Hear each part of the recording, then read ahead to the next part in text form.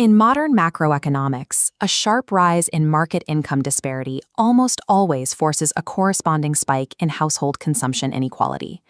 Germany between 1983 and 2004 broke that rule. This animated diagram tracks the variance of logs for two key economic metrics.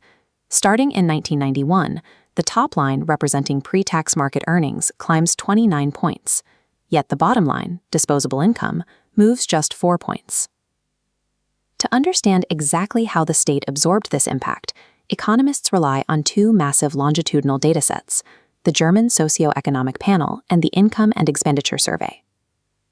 The baseline begins in the 1980s. During West Germany's post-war boom, a period economists called the fading miracle, economic inequality remained remarkably flat. Across the border, the German Democratic Republic operated under a centrally planned, state-controlled socialist economy with an entirely different distribution of wealth and wages.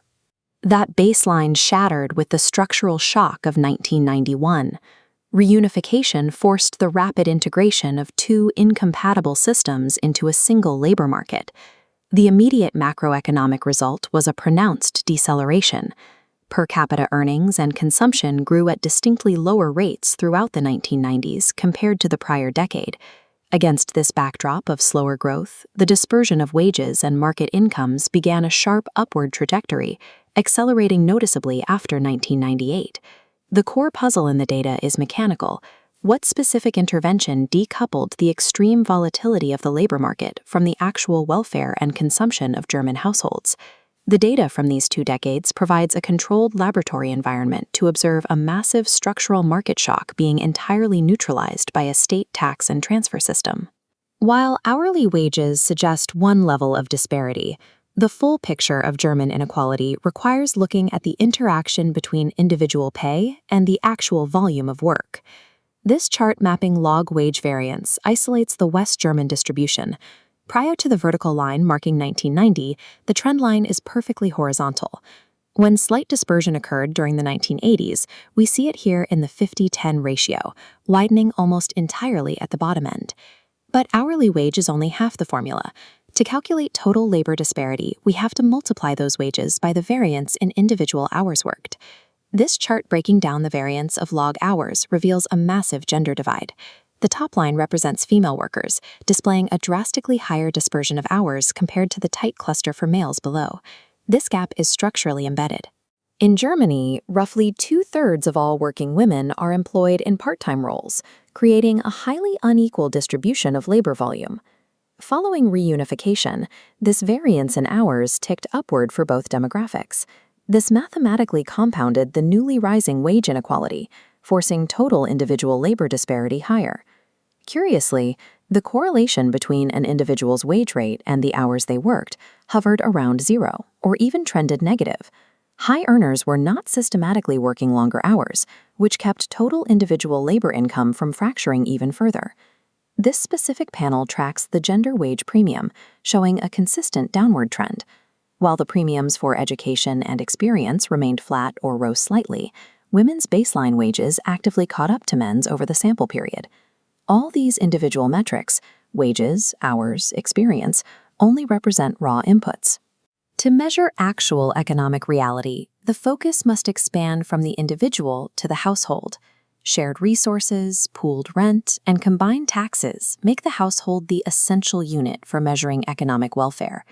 This graph measuring household log earnings variance highlights the severity of the 1990 shock. After the Berlin Wall falls, the collective earning power of households begins a steep, uninterrupted climb into extreme dispersion. To ensure this isn't a statistical illusion caused by changing family sizes, economists apply equivalence scales, assigning fractional weights to additional adults and children to standardize the data. Applying these demographic weights produces almost no change. The upward trajectory of earnings inequality remains identical, proving the divergence across the population is real. This decomposition graph breaks down that inequality. The top line is the raw data. The bottom line is the residual, the portion of inequality that remains after stripping away all observable demographic differences. Of those observable characteristics, education is the dominant factor. Whether a household head completed university or vocational training accounts for nearly 50% of the explained variance in their earnings. By contrast, details like the age of the household head, exact family composition, and gender account for a combined total of only about 10%. Even the geographic divide between East and West Germany loses its statistical weight over time as regional earnings slowly began to converge. The critical finding is the residual gap itself. The vast majority of rising inequality in German households is driven by unobservable market forces, individual luck, and specific localized conditions that demographics cannot capture. Market earnings for households fractured completely in the 1990s. The raw numbers show a population pulling sharply apart, regardless of their education or background. Between those fractured market earnings and the money households actually spend lies the income pipeline, a sequence of state interventions that aggressively redistributes wealth. This chart plots that exact pipeline. The topmost line tracks the market baseline, pre-government earnings soaring upward as inequality expands. Adding private transfers, money sent directly between family members or households, does nothing to alter the curve. The line remains nearly identical to the market baseline. The first true structural dampener is the state's progressive income tax system, which actively targets the highest earners. By removing taxes from the equation, the trajectory of inequality is physically pulled downward, exerting a particularly strong effect to curb the spike in the mid-1990s. But taxes only trim the top. The final, most powerful corrective mechanism operates at the bottom, direct public transfers. This encompasses a massive state apparatus: unemployment assistance, maternity benefits, student grants, housing allowances, and old age Social Security pensions. Look at the bottom line on the chart. After all taxes are collected and all transfers are distributed, final disposable income traces a remarkably stable, nearly horizontal path.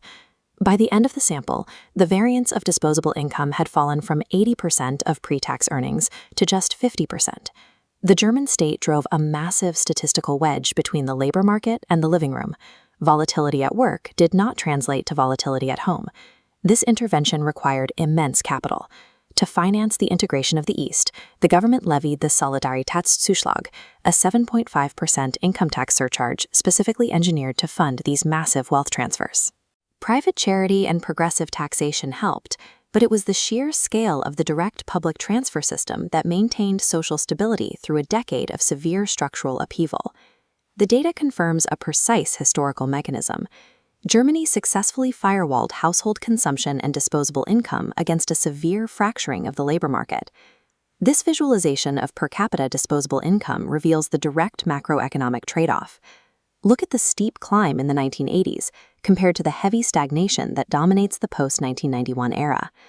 The exact same policies required to flatten the inequality curve, high taxes and massive wealth redistribution, likely drained the momentum from the nation's overall per capita income growth.